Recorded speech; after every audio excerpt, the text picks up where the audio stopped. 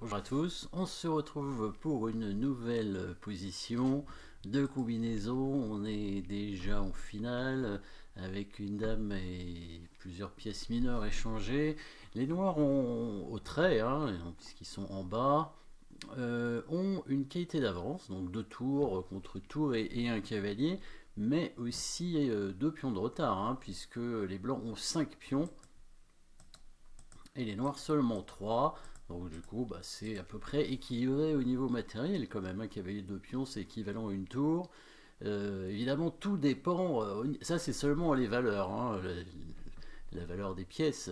Mais tout dépend évidemment de la situation dans la partie. Il semble assez clair que la tour est extrêmement puissante ici, très très forte, sur une colonne ouverte et en direction même du roi.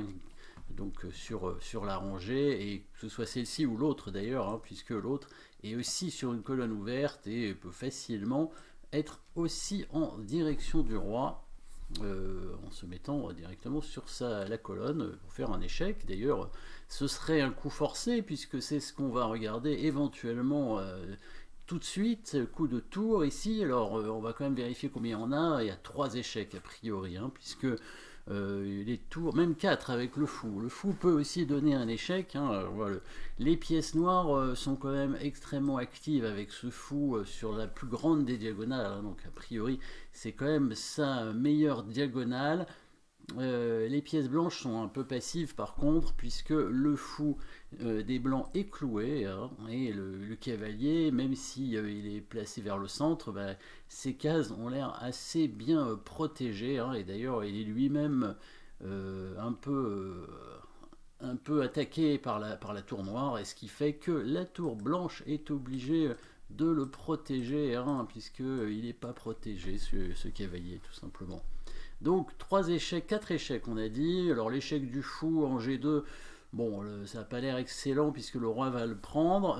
L'échec plus intéressant probablement, c'est la tour qui vient donner échec en H8. Le roi sera obligé de bouger en G3. Pourquoi c'est plus intéressant? Parce que ça ne donne pas de matériel évidemment. Donc c'est lui qu'il faut a priori regarder en premier. Et puis ça ne donne qu'un coup à l'adversaire. Donc ça aussi c'est important. Les coups forcés, sont évidemment les coups qui forcent la réponse de l'adversaire. Ce ne sont pas les coups forcés. Ce sont pas les coups forcés qui eux-mêmes qui sont forcés. C'est bien sûr la réponse de l'adversaire qui est forcée. Donc tour H8, roi G3, est-ce qu'on a une suite intéressante? On pourrait refaire échec en donnant la tour, ça sert à rien évidemment, puisqu'on aurait la même position sans la tour, donc on voit pas trop l'intérêt, sauf s'il y avait une dame peut-être qui pouvait arriver, mais là il n'y en a pas. Du coup, tour prend fou, pion prend, voilà, c'est tout. On va plutôt commencer par ce coup en premier, a priori cet échec finalement n'est pas intéressant. Regardons l'autre échec, peut-être tour prend fou. À peu près n'importe quel tour peut prendre le fou, et le pion va de toute façon être obligé de reprendre la tour. À ce moment-là, il y a toutes les chances qu'on soit obligé aussi avec les noirs de reprendre le pion sur échec, et le roi blanc n'a qu'une case, c'est la case en H4. Qu'est-ce qu'on pourrait faire après? Vous pouvez déjà mettre la pause pour trouver la suite. On va quand même mettre la position. Allez, mettez la pause ceux qui veulent chercher évidemment 2 coups avant. Évidemment, ça c'est ce qu'il faut faire en partie. Sinon, si vous avez un peu de mal, on va mettre la pause aussi 2 coups après. Voilà, dans cette position pour trouver bien sûr le prochain coup des noirs. Qui sera évidemment un coup forcé, mais plus compliqué à trouver, puisque ce ne sera pas un échec. Ici, il y a 2 échecs quand même dans cette position. La tour qui peut donner échec, mais bon là, je pense qu'on va donner un peu trop de matériel à partir de maintenant, parce qu'il va prendre la tour, et on n'aura plus que le fou. Ça va être compliqué, surtout que le roi a encore pas mal de cases. Un autre échec, ce serait le pion qui avance, mais le roi va prendre le pion, et du coup, là aussi, il aura beaucoup de cases, et on n'a plus beaucoup de pièces. Par contre, cette idée du pion qui avance, c'est évidemment une bonne idée. Il va falloir menacer mat à l'aide de ce coup, comme on n'a pas beaucoup de pièces dans cette position, et qu'on va essayer de mater, on va réussir même à mater. Il va falloir quand même essayer de conserver un maximum de pions et de pièces à partir de maintenant, parce qu'on n'a plus grand chose. Donc tour fou, 2 pions et un roi, ce qui est suffisant pour mater. Évidemment, alors on a une menace de mat en un coup, donc vous avez probablement vu la seule menace de mat en un coup qui est le coup de roi en H6, hein, qui menace donc G5, mat. Le problème de ce coup, c'est que les blancs vont eux-mêmes avancer leur pion en G5 et vont faire échec. Donc le roi noir serait obligé de reculer, ce qui donnerait un temps supplémentaire aux blancs pour éviter les menaces des noirs. Par exemple, en essayant de s'échapper avec le roi, hein, de cette prison où il s'est un peu enfermé. Du coup, on va essayer d'anticiper en fait cette poussée de pion en G5 et éviter de mettre le roi sous l'emprise d'un échec. Donc, quel serait le bon coup pour menacer mat? Je pense que vous avez eu le temps de chercher. Maintenant, on va bien contrôler cette case en G5, mais pas avec le roi. Ce qui fait qu'on ne va pas menacer mat en un coup, on va menacer mat en 2 coups. Mais c'est un mat en 2 coups dans lequel on aura évidemment des coups forcés, donc un échec pour commencer. Le coup des blancs sera obligatoire, sera forcé, et après ce sera mat avec la tour. Donc comment contrôler cette case? Évidemment, on avance le pion en F6 pour soutenir la poussée du pion. Si les blancs jouent n'importe quoi, on pousse le pion. Le roi serait obligé d'aller ici en H5 et la tour donnerait mat en H3. Donc qu'est-ce qu'il faudrait faire avec les blancs pour éviter ça? Bouger le roi, c'est pas possible. Empêcher la tour d'aller en H3, c'est pas possible non plus parce qu'on peut rien mettre devant. On peut pas prendre la tour non plus, hein, les blancs n'ont pas tellement de pièces. Il n'y a pas d'échec pour les blancs non plus.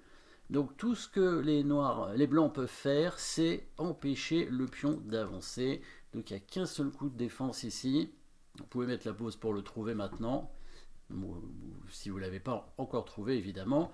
C'est bien sûr le pion qui avance pour éviter le mat, hein, pour éviter que le pion avance lui-même.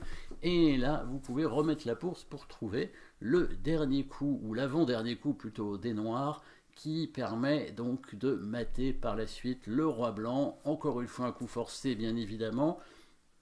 Est-ce que ce sera un échec? Il y a peu de chance parce qu'il n'y en a que 2 et dans les 2 cas la tour va se mettre en prise, donc ça va être compliqué. Donc ça va certainement être une menace de mat. Le fameux coup invisible, hein, on aime bien le coup invisible. Alors ce n'est pas tout à fait l'avant-dernier coup de la partie, c'est plutôt l'avant-avant-dernier coup, puisque les blancs après auront eux-mêmes un coup forcé, mais qui ne sera pas suffisant pour éviter le mat. Je pense que vous avez trouvé le seul coup qui permet de menacer mat en un coup.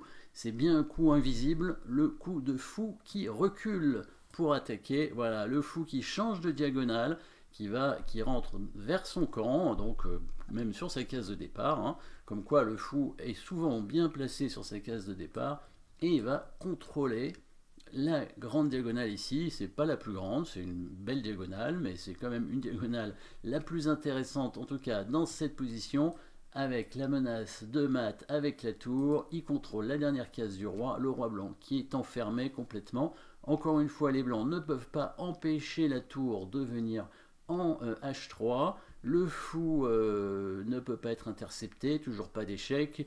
On voit vraiment les pièces blanches qui sont trop éloignées, hein, complètement excentrées par rapport au lieu, à l'endroit important où il faut être. Le seul coup qu'on pourrait envisager avec les blancs, évidemment, c'est la prise du pion, puisqu'il fait échec, donc coup forcé, et ça permet éventuellement de venir avec le roi blanc en G5. Maintenant, l'avant-dernier coup, le vrai avant-dernier coup de la partie ici. Mettez la pause à nouveau pour trouver le bon coup. Évidemment, ça va être un coup de roi, bien entendu. Le roi est en échec. Il va falloir trouver la bonne case. Il faut contrôler obligatoirement la case libre du roi blanc, la case G5, bien sûr. Et faire attention avec le roi noir de ne pas donner d'échec, donc de coup forcé à l'adversaire. Donc on ne va pas prendre ce pion, évidemment.